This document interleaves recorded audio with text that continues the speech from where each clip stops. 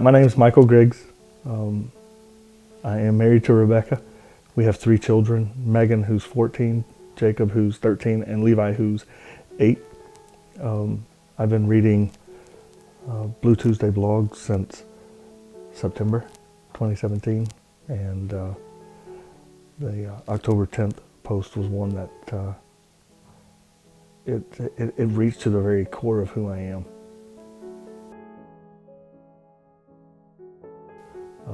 When I was 11, I remember vividly my dad coming up to our apartment in Oklahoma where we were living at the time, and my dad was driving a white Ford pickup truck, and all of his belongings were in the back of it, and he was saying that he was moving up to Reno, Nevada, and that he would get in touch.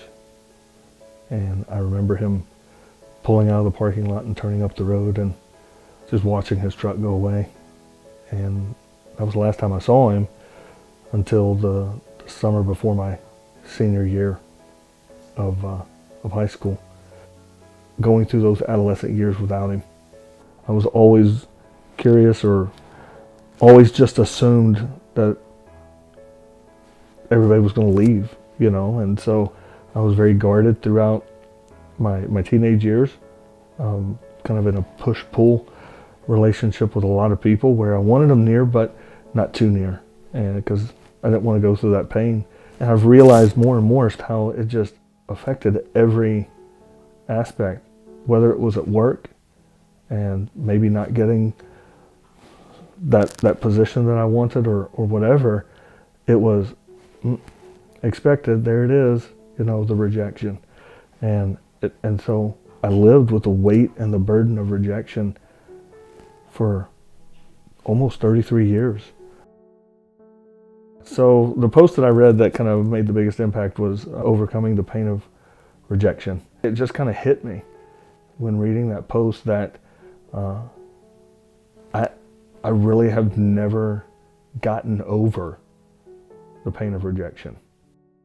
A few weeks before this post, in September, my dad was diagnosed with pancreatic cancer. And earlier in October, specifically October 2nd, he had a surgery that I flew out to Texas to spend time and to be there with him. And that surgery was to remove part of his pancreas. And we found out that the cancer had actually metastasized, and that there was nothing that we could do but pray. But my dad and I, we got to talking about deep things. Before, it was only about the weather or sports, kind of the safe in the box kind of conversations. But after his surgery and after reading this blog and letting go of that fear of rejection, and just really letting go of the whole burden, those times that I talked with my dad were sweeter, and they were real. I wish I would have had more time with that.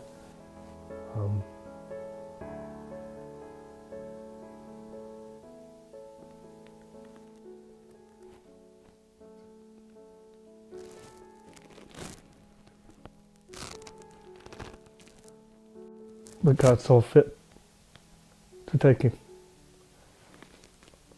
But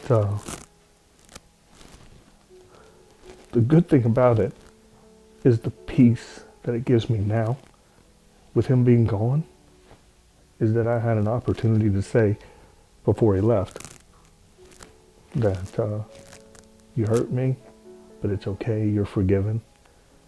And boy, to live in forgiveness, and to live in a place of forgiveness and hope, and without that fear or without that pain, it's so good. I don't have to live with that bondage. I can be set free from it, and then I can live whole, knowing that others may have rejected me, but there's one who he'll never leave, he'll never forsake, And there's hope with that. And there's assurance with that, that, man, when you really let go of rejection or the fear of it, wow, it's a whole new life.